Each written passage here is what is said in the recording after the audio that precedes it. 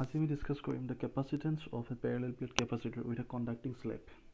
তাৰমানে এটা কেপাচিটৰ ভিতৰত যদি কণ্ডাক্টিং স্লেব এখন মই দি দিওঁ, then what will be the new কেপাচিটেন্স।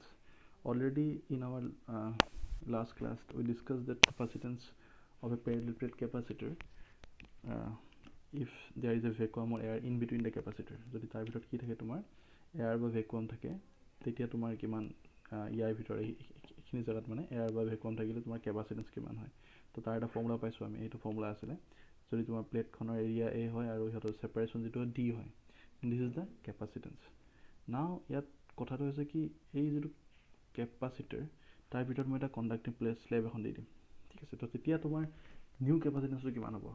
এতিয়া প্ৰথম কথাটো হৈছে কি, আমি কেপাচিটেন্স কি কৰিছিলোঁ, we have place the capacitor in a external electric field and this is the value of the electric field E naught. Now when I placed a conducting slab in between the capacitance, and we know that inside a conductor the electric field is 0, so এই conducting slab to ভিতৰত কি হ'ব, electric field 0 থাকিব।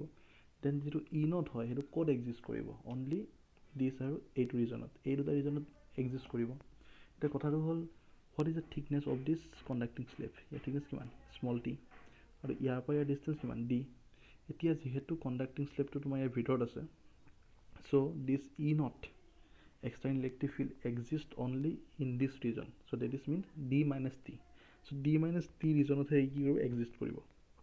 কাৰণ এইখিনি ৰিজনতে exist নকৰে, কাৰণ ইয়াত তোমাৰ কি হৈ যাব, 0 হৈ যাব ইলেক্ট্ৰিক ফিল্ড। দেন যিটো টোটেল ইলেক্ট্ৰিক ফিল্ড সেইটো ক'ত এক্সিষ্ট কৰিব, d minus t ৰিজনত। Then what is the potential difference. এতিয়া এইটো কথা কৈ আছে, electric field in the interior of the slab is 0, ঠিক আছে। নাও this E naught exists over a distance d minus t, যিখিনি মই অলৰেডি ক'লোঁ। so that what is the potential difference between the plate, দুখন প্লেটৰ potential difference কিমান হ'ব। E naught টো ক'ত এক্সিষ্ট কৰে, অকল d minus t ডিষ্টেঞ্চত এক্সিষ্ট কৰে। potential difference মানে E into where the electric field exists, so potential difference v equal to E naught into d minus t, ঠিক আছে। so this is the potential difference between the plates. now what is the value of E naught of a capacitor, কিমান আছিলে, sigma by epsilon naught, এটা আমি কৰিছোঁ আগতে। so just put this value here, this will be a new expression of V. now sigma is the surface charge density, if the charge is capital Q and area is the A, then what is the sigma, Q by A. just put this value here, this is the equation number 1, which is the potential difference between the plates. now what is the new capacitance, so new capacitance কিমান হ'ব, obviously same formula, C equal to Q by V. now put the value of V here, ঠিক আছে। এইটো মই V ভেলুটো put কৰি দিলোঁ ইয়াতে, ঠিক আছে। তো ফাইনেলি ইয়াত কি হ'ল, কিউ কিউ কেঞ্চেল গুচি গ'ল। তো ইয়াৰ পৰা ডিটো মই কমন লৈছোঁ, ইয়াৰ পৰা ডিটো মানে 1 থাকিব, এইফালে টি মাইনাছ ডি থাকিব, চিম্পল মেথমেটিক্স। তো এই ডিটো মই ওপৰত লিখিব পাৰোঁ, এনেকৈ পাৰোঁনে লিখিব, এইটো এনেকৈ লিখিব পাৰোঁ। So' what is the value of this, this is the C naught, this is the capacitance of a capacitor, ঠিক আছে। when we place vacuum or air inside the capacitor, যেতিয়া আমি ভেকুৱাম বা এয়াৰ প্লেচ কৰিছোঁ তেতিয়া যিটো value সেইটো, so this was C naught. so C can be written as C naught divided by D 1 minus T. now one thing is very clear that T is less than D, হয় নহয়, T is less than D, এইটো পাইছিলা তুমি, এইটো চোৱা, T is less than D. so এই এক্সপ্ৰেশ্যনটোত এই টাৰ্মটো 1কে সৰু হৈ যাব, ঠিক আছে। তো C equal to C naught by D, তো এই টাৰ্মটো তোমাৰ কি হৈ যাব, চিটো ডাঙৰ হ'ব নে চি নটটো ডাঙৰ হ'ব। তো অবভিয়াছলি ইয়াৰ পৰা গম পোৱা যাব যে এইটো মেথমেটিক্সৰ পৰা চিটো বেছি ডাঙৰ হ'ব। চ' when I place the conducting slab in between the capacitor, that capacitance কি হৈ গ'ল, ইনক্ৰিজ হৈ গ'ল, ঠিক আছে। চ' এইটো ফৰ্মুলা, তাৰ এইটো ফৰ্মুলা, ঠিক আছে। মানে চি নটটো মনত ৰাখিব লাগিব, কিন্তু চি নটটো হৈছে epsilon A by d. So' this is the capacitance of a capacitor when vacuum or air is placed in between the capacitance. so now আৰু এটা আছে কি, capacitance of a parallel plate capacitor with a dielectric slab. Okay, so' এইবাৰ আমি ইয়াত কি হৈছে, ডাইলেক্ট্ৰিক slave এটা প্লেচ কৰিছোঁ, সেইটো কণ্ডাক্টিং স্লেব নহয়। If we place a conducting slab, that means there is a electric field 0 inside the conducting slave.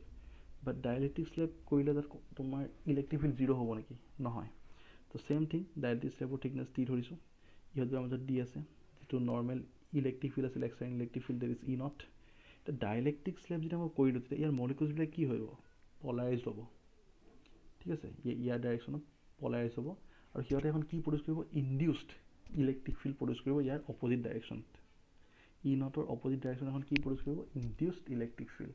So what is the net electric field inside the dielectric slab? এখনটো E naught আছিলে, ইয়াৰ opposite direction এটো কি produce কৰিছে, induce electric field. Then what is the net electric field? E equal to E naught minus EP.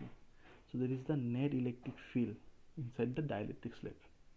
ঠিক আছে, তো dielectric slab ভিতৰত তোমাৰ E থাকিলে electric field, তো E value কিমান, E naught minus EP. আৰু dielectric বাহিৰত and outside the dielectric, what is the electric field? E naught. ঠিক আছে, এটো E naught থাকিব বাহিৰত. Now what is the potential difference between the plates? দুটা পাৰ্টত আহিব, এটা হৈছে কি E naught টো ক'ত আছে, এইটো আৰু এইটো ৰিজনত, তাৰমানে এই ৰিজনটো ভ্যালু লেংথটো কিমান, d minus t, কাৰণ এইখিনিৰ পৰা যদি d হয় এইখিনি t হয়, তো এই ৰিজনটো কিমান হ'ব, d minus t. Then what is the potential? E into d minus t. ঠিক আছে, and what is the potential difference for this? ইয়াত ইলেক্ট্ৰিক ফিল্ড E হয় আৰু থিকনেস কিমান t, তো এখানে কিমান আহিব E into t. So this is a total potential difference between the plates. ঠিক আছে, তো এই পাৰ্টটা কি আহিলে গম পাইছা নহয়, E naught টো এক্সিষ্ট কৰিছে ক'ত, d minus t ডিসটেন্সত, আৰু E টো এক্সিষ্ট কৰিছে ক'ত, t ত, কাৰণ E টো হৈছে কাৰ net electric field inside the dielectric slab. Now we know that k equal to কিমান, বা dielectric constant যেটো কয় E naught by E, এটো পাইছা আগতে, তো E naught টো কি আছিল তোমাৰ electric field of a point charge in vacuum, and electric field of a point charge for a different medium. If I placed the point in different medium, then there is the electric field. So k মানে বা E r মানে কিমান হয়, E naught by E. So this is the dielectric constant. So E can be written as E naught by k. ঠিক আছে, E naught by k. So সদায় মনত ৰাখিবা E naught টো কি হয়, the electric field due to a point charge in vacuum or air, আৰু E টো কি এটা বেলেগ মিডিয়ামত। ঠিক আছে, so now just put this value in equation 1. এইটো পুট কৰিলো মই, v টো এইটো পালো, তো ইয়াৰ পৰা তুমি কি ল'ব পাৰা, E naught টো কমন ল'ব পাৰা, just take E common, then this is the value of v. Now again E naught means what, sigma by epsilon naught, sigma means q by a, just put this value here. Now put the value of E naught here. So there is a new potential difference between the plates. Okay, now what is the new capacitance, C equal to q by v, just put the value of v here. ঠিক আছে, put কৰি দিয়া লগে তোমাৰ কি হৈ যাব, q q cancel যাব, থাকিব এইখিনি থাকি যাব তোমাৰ এপসাইলন a d. এতিয়া ইয়াৰ পৰা যদি মই d টো কমন লওঁ, এনেকৈ d টো আহি যাব, ইয়াত কি আহিব 1 আহিব, আৰু ইয়াত তলত d আহি যাব, এই বস্তুটো ওপৰলৈ যদি মই গুচি যাওঁ, এইটো কি হৈ যাব c naught, again this is c naught, c equal to c naught. তো c naught টো কি আছিলে, the capacitance of a parallel plate capacitor. So ইয়াৰ পৰা এটা কথা ক'ব পাৰো যে c is greater than c naught. So when I place the conducting slab in between the capacitance, then also the capacitance increases, and when I place the dielectric slab inside the capacitance, or sorry inside the capacitor, then also capacitance কি হৈ যাব, increase হৈ যাব. Okay, কিমান increase হ'ব, এইটো তাৰ formula, এই ফৰ্মুলাটো বহুত বেছি ইম্পৰ্টেণ্ট আৰু তোমালোকে মনত ৰাখিবা। ঠিক আছে, এইটো এটা আৰু এটা এইটো তাৰ ফৰ্মুলা। Okay.